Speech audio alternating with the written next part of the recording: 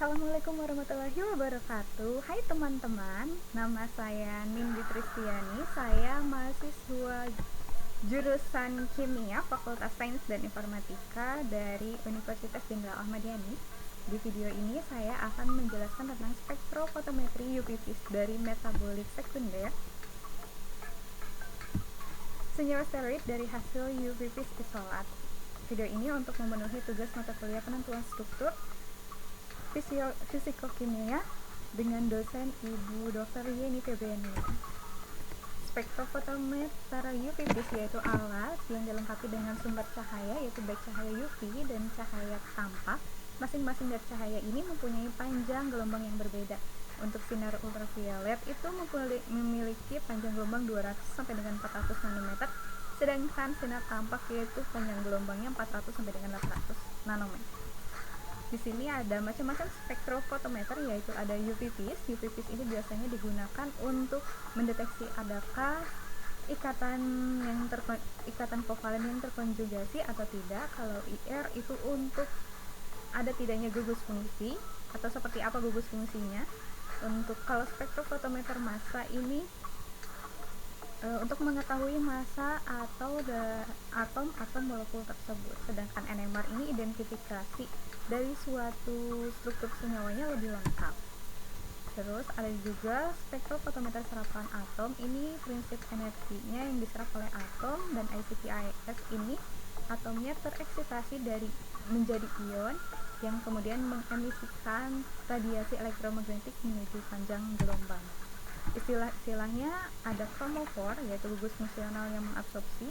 Di sini ada hampir semua kromofor itu mempunyai rangkap terkonjugasi diena, yaitu yang dua ikatan rangkap dua, dan juga ada dienon yang ada ketonnya, benzen dan lain-lain.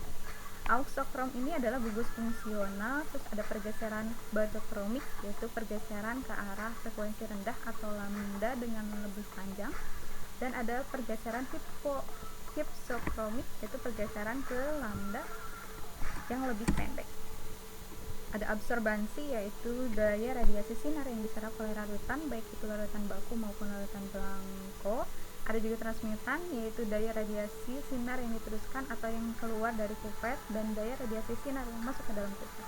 Blanko sendiri yaitu untuk mengoreksi adanya sinar yang dipantulkan oleh pipet dan sinar yang diserap oleh substituen lain. Sedangkan pipet adalah tempat untuk meletakkan larutan tersebut, dan drive cell yaitu untuk meletakkan pipet. Prinsip kerjanya yaitu interaksi yang terjadi antara energi yang berupa sinar monokromatis dari sumber sinar dengan materi yang berupa molekul. Nanti energi ini tuh ada yang diserap dan ada yang dipantulkan. Serapan yang tidak terjadi seketika pada daerah ultraviolet visible untuk semua struktur elektronik, tetapi hanya pada sistem-sistem yang terkonjugasi. Struktur elektronik dengan adanya ikatan P dan non-bonding elektron. Kalau berdasarkan hukum Lambert-Beer ini, bila cahaya monokromatik atau AO melalui suatu media larutan, maka sebagian cahaya ada yang diserap dan ada pula yang dipantulkan. Jadi dan sebagian juga dipancarkan. Ada perbandingan cahaya datang dengan cahaya setelah melewati sampel. Berikut adalah bagian-bagian dari spektrofotometer UV-Vis. Di sini ada contoh spektrofotometernya. Di sini ada sumber cahayanya dari polikromatis ini masuk ke dalam di prisma ini. Monokromatornya menyeleksi panjang gelombang mana yang sesuai dengan sampel. Nanti panjang gelombangnya itu masuk diserap oleh sampel. Selain yang diserap dari sampel, itu ada yang dipantulkan dan atau dipancarkan. Sel sampel ini berfungsi sebagai tempat meletakkannya sampel.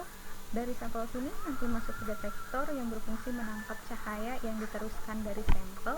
Sedangkan readout adalah merupakan suatu sistem baca yang menangkap besarnya isyarat listrik yang berasal dari detektor.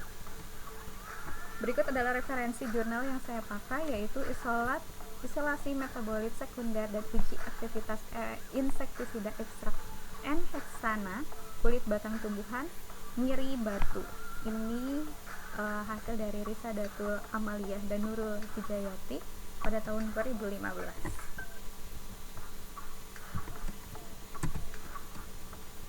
Di sini ada hasil spektrum UV vis isolatnya. Dari hasil pengukuran spektrum UV vis isolat ini menunjukkan adanya serapan maksimum di sini di 206,80 nanometer, menunjukkan bahwa senyawa hasil isolasi ini ada ikatan rangkap yang tidak terkonjugasi, di mana ada transisi dari elektronnya dari elektron non bonding ke elektron non bonding. Terus karena ada panjang gelombang maksimum di bawah 215 dan termasuk ikatan rangkap di enang homoanular. Terus ada juga serapan yang panjang, yaitu di sini 275,20 nm nanometer ini. Adanya panjang atau melebarnya hasil spektrum ini karena adanya vibrasi dan rotasi elektron yang menyebabkan adanya pelebaran pada hasil spektrum isolat. Kesimpulannya, jadi isolat ini selain diuji menggunakan UV vis, diuji juga dengan IR dan BCMS. Hasil dari kromatogram BCMS ini diketahui bahwa isolat ini hasil isolasi yang belum murni sempurna, namun dapat dianalisis. Spektrum massa yang diperolehnya menunjukkan fragmentasi senyawa ergos 5N3O dengan rumus molekul C28H48O, dikenal dengan nama campesterol, yang termasuk ke dalam golongan senyawa steroid. Sini dapat dilihat ada ikatan rangkap tapi tidak terkonjugasi, hanya satu di sini saja. Berikut adalah daftar pustaka yang saya pakai.